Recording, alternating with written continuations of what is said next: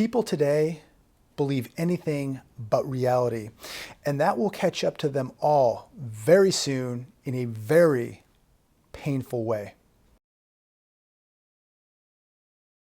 I hope everybody is having a fantastic Memorial Day weekend. I just returned from Central Texas, had a great time with my buddy Aaron, and I must say, Central Texas is much more free than Southern California, and Texas is certainly an option for me because at some point I'm going to be forced out of the state of California with the amount of laws and the invasion taking place here. So Texas, not saying it's a perfect state. I'm quite aware that it was very close to turning blue, but as of right now, Texas is much more free than California, and it is an option for me, and I'm going to really seriously consider it at some point. But I want to delve into a couple articles that I read this morning regarding the economy and why we all must continue to prepare, why we must really be aware of what's taking place, because really uncertain times are coming to America. No matter what state you live in,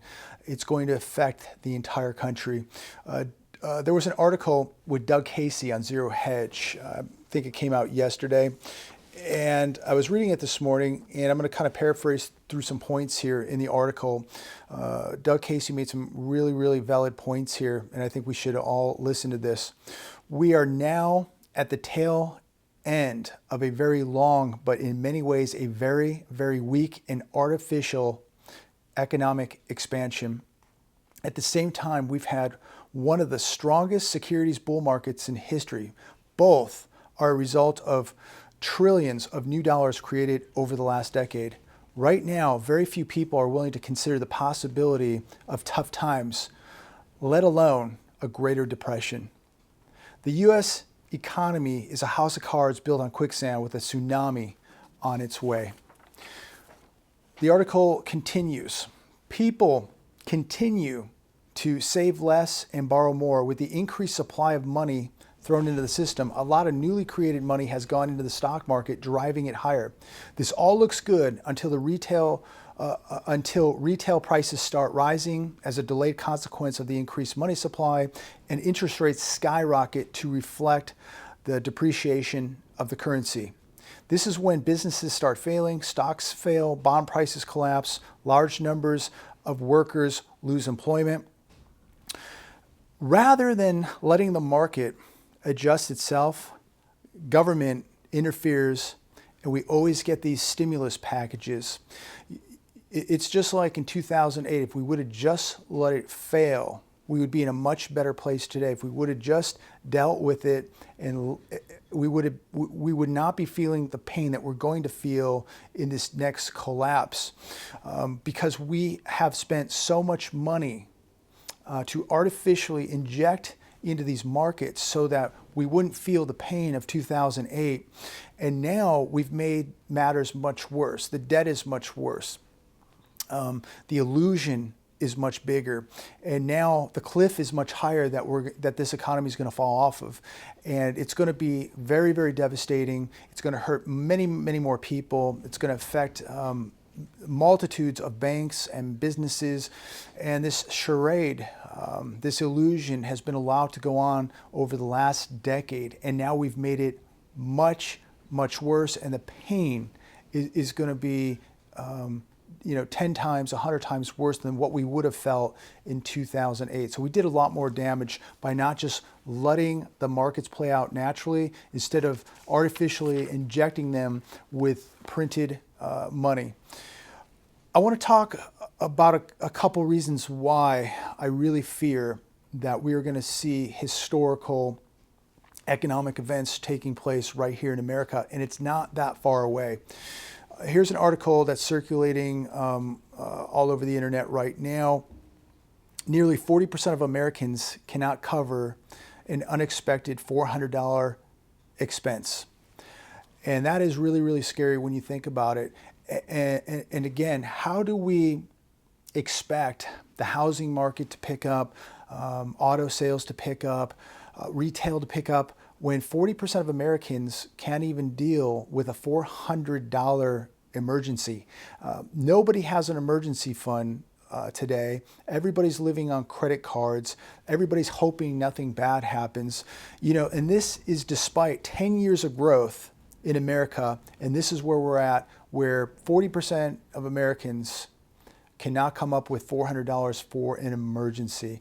This is another reason why you better wake up to what is happening right now, not what's going to happen, but what's actually occurring right now in your country. This was on CNBC. Nearly 25% of Americans are going into debt trying to pay for necessities like food.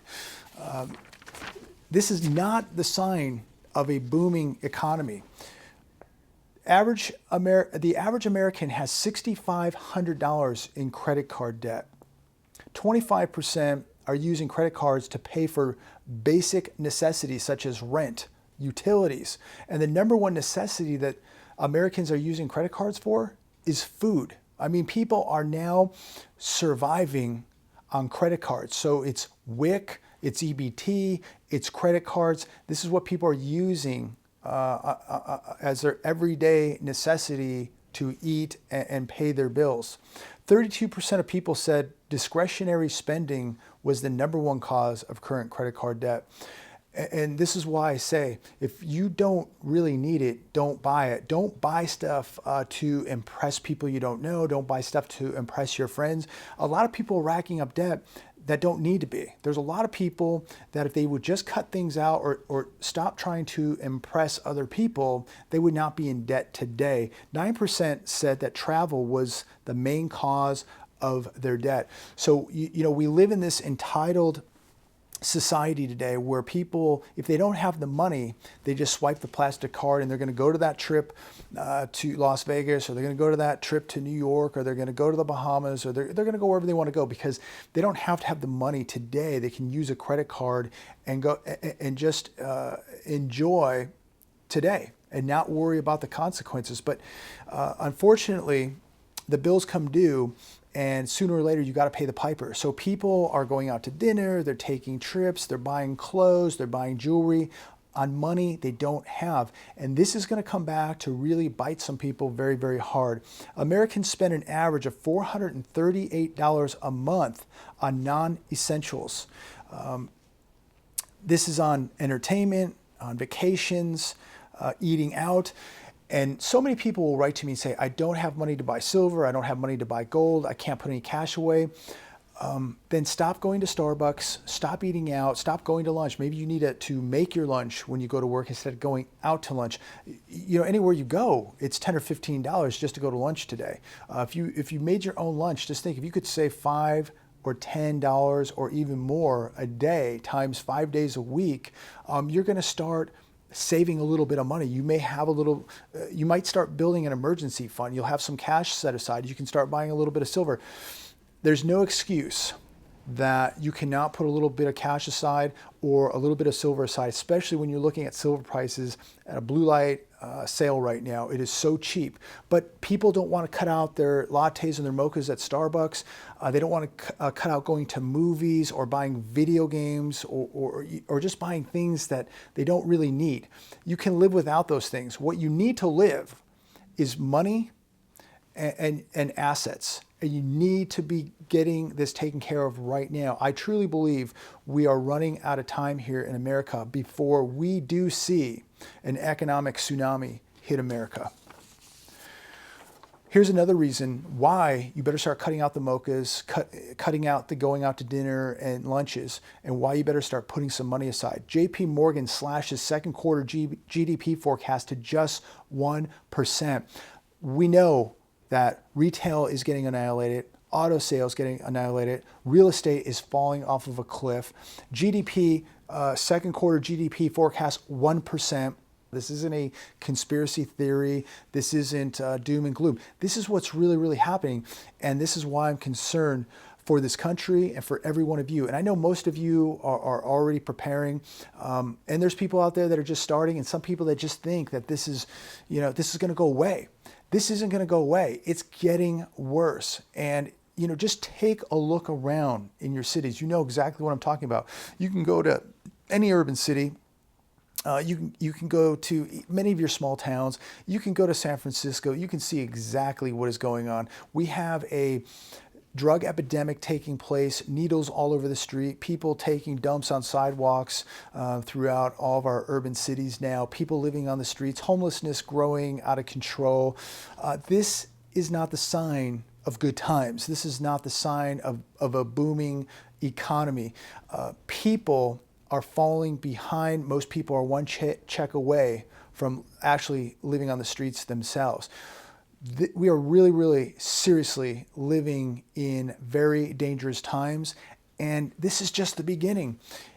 We're being told that the economy is booming. If this is a booming economy, wait and see what's going to happen when they can no longer sweep this under the rug. We have started the recession. We are in a recession, in my opinion, right now. It has begun. We are in it. It is going to get worse. And people, unfortunately, are really going to suffer some severe casualties as we really get into this. We're now heating up a trade war with China. And when you look at the state of affairs right here in America, people's household debt, corporate debt, this artificially injected stock market, you look at retail, real estate, the list goes on.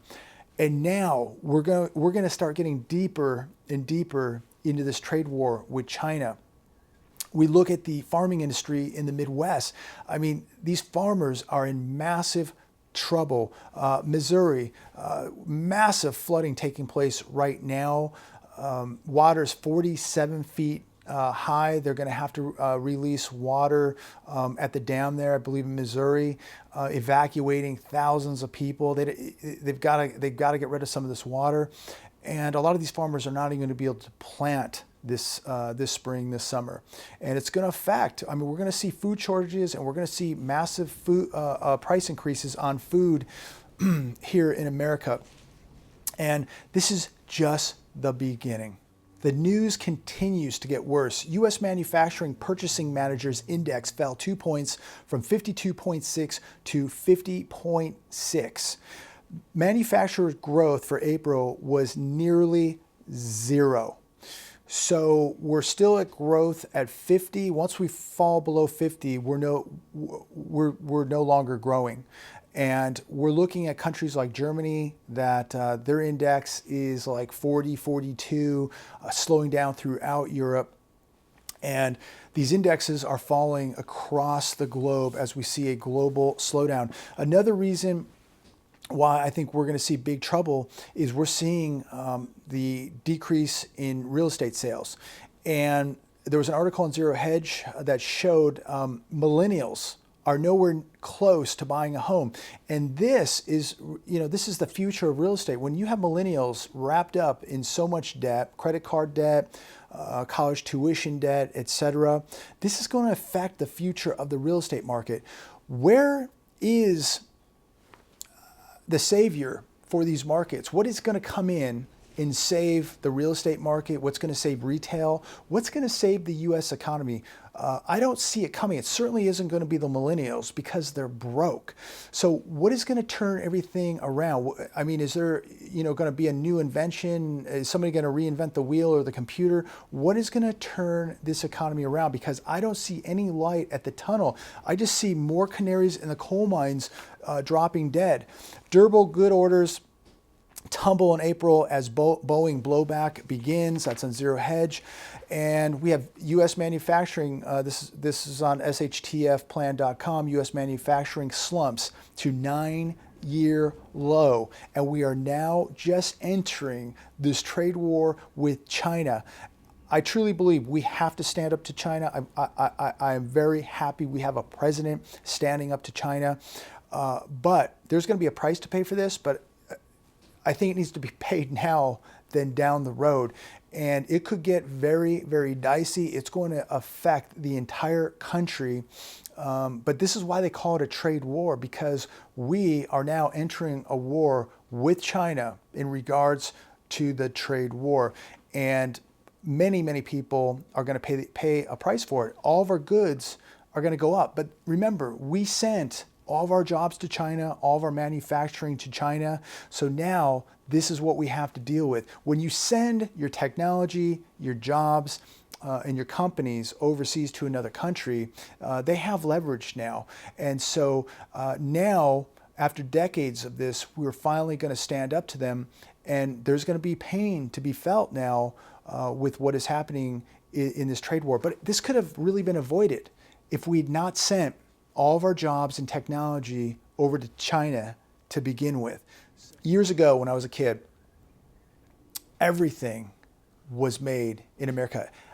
You would look at your t-shirt, it would say made in USA. Your gym shoes, made in USA. Your bicycle, made in USA. Everything was made in the USA.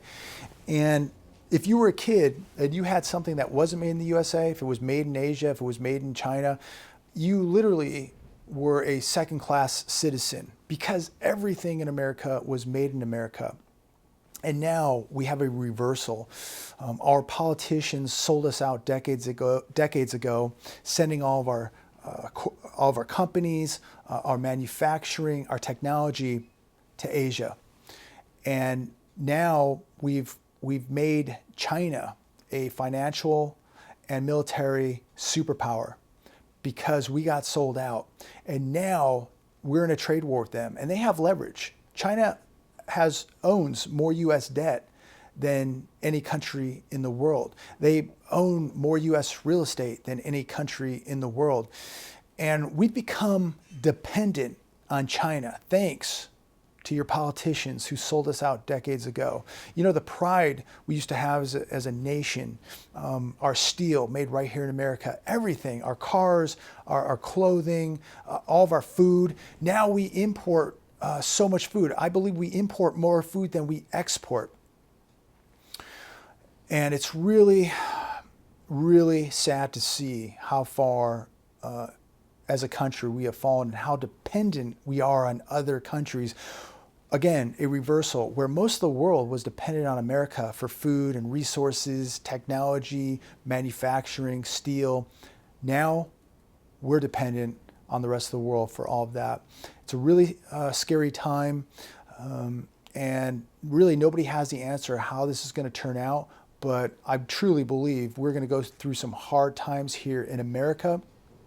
I want to close out on this. Given the trillions in dollar-denominized debt in emerging markets, a full-scale foreign sovereign debt crisis could be in the making if emerging market countries cannot earn dollars from exports to pay their debts. This is another reason why you better be putting money away. Stop with the lattes and the mochas and the going out to dinner.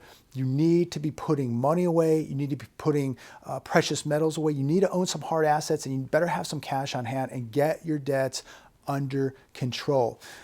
Please comment down below. How do you see this playing out? Is it going to get better on its own, or is it going to get much worse before it gets better? Is there any light at the end of the tunnel that can save America, or are we going to go into a depression here in America? Or are we going to war? A lot of people think that all this debt and trade wars is going to lead us to war, and it is a possibility. I hope that doesn't happen. I hope that can be avoided. Where do you think this is all going? Does it just get better on its own and nothing's going to happen? Or do we see dark, dangerous, uncertain times here in America? Please comment below. Let me know what you think. And please make sure that you share this video, make sure you subscribe, and make sure you hit that bell notification. Have a great Memorial Day weekend. Stay awake, stay alert, and make sure you're stacking metals, you're getting prepared, because I think most of you know we're heading into some very, very deep water here in America. And a lot of people are going to learn a very valuable lesson as they wake up one morning to a nightmare.